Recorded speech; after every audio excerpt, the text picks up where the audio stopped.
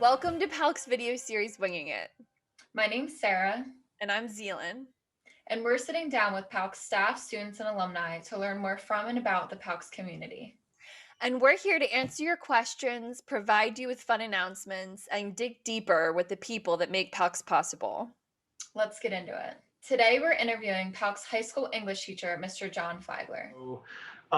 John Flagler. I teach 12th grade honors English.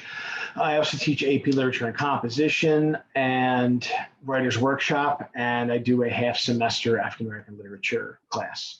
Very nice. And how long have you been with PALCS? So this is my 6th year. Wow. Yeah, all the same courses, so nothing much has changed there. How do you like it? Oh, I love it. I love the autonomy in being able to create my own courses and actually have course considerations when it comes to, wanting to bring to the table, a different opportunity for a course. So I did that with African American literature because we weren't offering that, and same thing with the Writer's Workshop. And I was able to take a summer and kind of create those courses out. That's really cool. Yeah. Do you have a favorite course that you teach?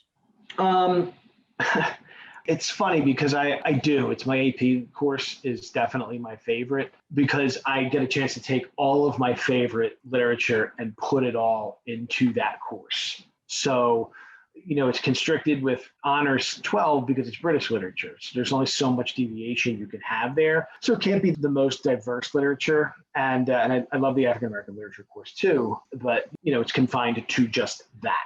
So the AP, I get a chance to do every single thing, and it's very, very diverse. That's awesome. So what outside of teaching are some of your passions or hobbies other than obviously diving deep into your courses and literature and making new courses and doing all of that cool stuff?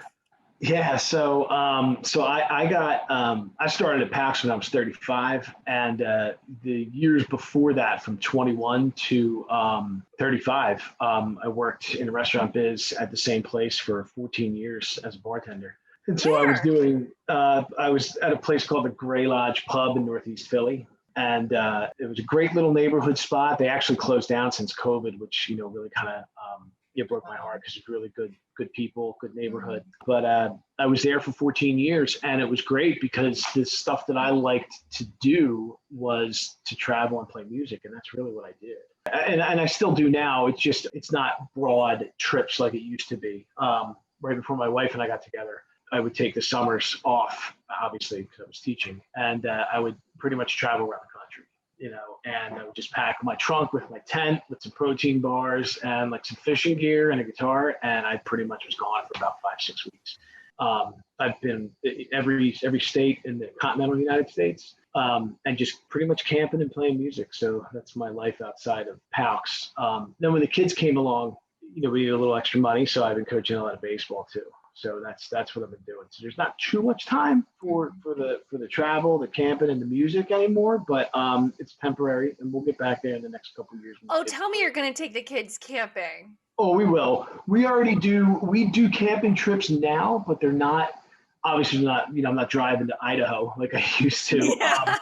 But now it's like we'll drive a couple hours north or somewhere in Pennsylvania, and we'll usually rent a cabin instead of camping, just because the kids are just so young now. So until you get help pitching that tent, come on now. Oh yeah, yeah. Way to go. And plus, we can't have them, 2-year-olds running around the fire. So, yeah, so it's a little more comfortable. Yeah, it's a little more comfortable than it used to be. But yeah, like I said, we'll get back there. Yeah, it's a great family tradition to go camping. That's awesome. I love it. Yeah. So playing music, did you mostly venture off on your own, like solo, or do you have some people that you play with, or just for fun, even not on your trips? Do you have groups of friends that you get together with?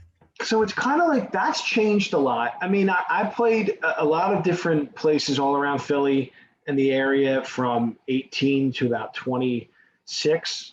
And it kind of like fell apart since then, just because I didn't nurture it the way I used to. So now what I do is a lot of like singer-songwriter acoustic stuff, which I haven't done in a number of years. But I would do that at some local places in Philly, and a lot of times there were benefits for like mental health awareness, or I had a friend who passed away, and we did some benefits for him and raised money for his family. So we would play like Underground Arts was one of the places I played, but I haven't played out in about 3 or 4 years. It's usually been at local colleges or some clubs, and it's been benefits for people in need. And tell me you don't play for your kiddos. Well, it's funny because one of the last things I posted on Instagram was me. I had my harmonica on, I had my whole Bob Dylan set up, and I was playing some songs, and she came over and just started slapping the guitar. So yeah, so it's kind of impossible because she wants to come over and she wants to play. Now, our fifth grader, her name's Audrey. Audrey and I sometimes she plays violin. So sometimes the two of us, and it's been a little while since we've gotten a chance to, but I would show her a few things on the guitar and all, but we're just so busy now with everything that's something that we're kind of putting off a little bit now, and while things are very hectic. But again, we'll get back to it much sooner than later. So John, the last time I saw you, you were in the office. That was over a year ago. So can you believe that we've been in a pandemic for over a year, and kind of what has changed since then? With me, well, there's been a baby, so that's changed. So there's that. Yeah. I think that one of the hard parts is being able to have a sustained, like 4, 5, 6 hours to just focus right on work, because there's kids running around and there's appointments, and because you're working from home. So that's one of the struggles. But one of the great things is, especially last year when this whole thing was new, I was running my fall and my spring were so busy with baseball practices that I was not really home that often. So when that pandemic hit, it forced everyone to freeze, and it really forced us to say, okay, we're all home together now.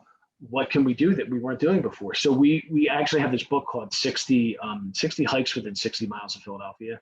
And we live right outside of Philly in the western suburbs. And sometimes it's an hour drive, sometimes it's 30 minutes. But we were checking off 2 or 3 of them a week. So we would go to like a preserve called, like in Chester County, there's a place called Binky Lee that we would go to a couple times because it's good for the young kids. We also did Never Sink Mountain, which is a really strenuous one up in Reading. So we've pretty much, that's one of the big things, was really being able to be grateful for the time we have together. And, my wife and I are a really good team. So when there's issues or when there's problems or anything, we are on top of sitting down and talking out how we're going to work out whatever issue it is, with maybe it's one of the kids' schoolwork, or it's something around the house that needs to get done or whatever. So that's been very valuable, because I know a lot of people have really, really struggled, and we are just so incredibly grateful and lucky that it has been, I don't want to say the pandemic's been a positive experience, because it hasn't been, but our experience being home this entire year has been fabulous in that sense.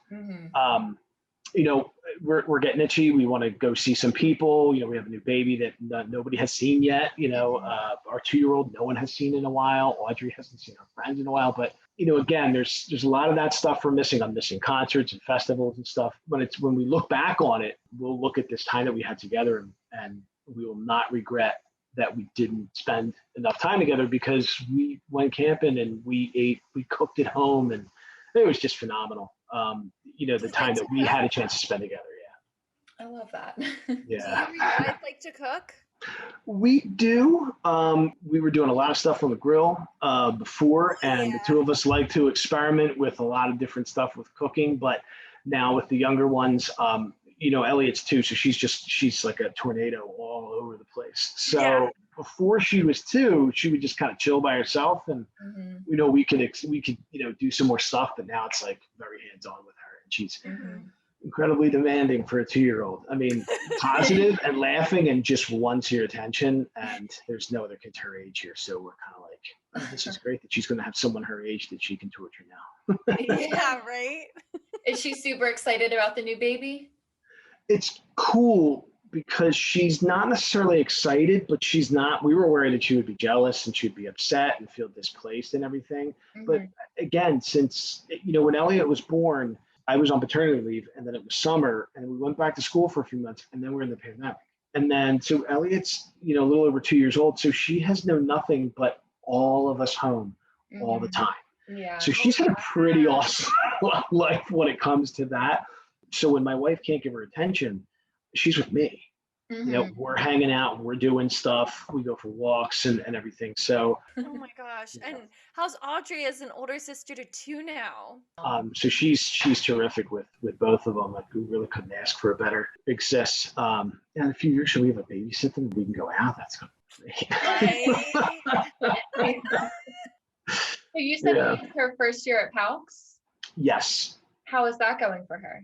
It's going good. She loves the social aspect of school and everything. And a lot of the school districts really dropped the ball on how they were responding to, whatever they put together for at-home learning. So my wife and I had a long conversation and we said, we're going to put you in PALCS. And she has Mr. Cooper, 5th grade, and he is just, we couldn't ask for anybody better. He is just so enthusiastic and accommodating and great. So we really couldn't ask for a better teacher for her. She loves him. So it's going good.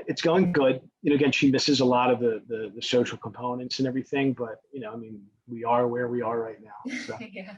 And how cool to have an option for your daughter to get into a virtual school when, everything gets crazy. And I know some of my nieces and nephews are struggling with the programs that their brick and mortar schools have put together. And they don't necessarily have let's just change over to a school that's already prepared to do this kind of option. So I think that's like really cool. And not only that, but you're like, oh yeah, come to my school. So then she feels like, hey, dad works here too. Yeah, and she really gets a good chance to see what it's like on my end. When I have my lessons, and every now and then she likes to poke her head in when I have certain lessons. But yeah, she gets to see what it's like kind of on both ends, like when I'm creating lessons or when I'm giving virtual lessons. And so she kind of sees what it's like. That's awesome. So do you think you're looking forward to getting out a little bit more this summer? My hopes are up that I would like to maybe go somewhere, do something. Do you have any hopes for the summer? So we do. We'll be back and forth down the shore, hanging out on the beach. I built a couple of raised garden beds out back, so we've been doing a lot of gardening, and Audrey kind of helps us with that. Nice. So we'll be doing, a lot of backyard stuff. Anything edible? Yeah, last year we did a lot.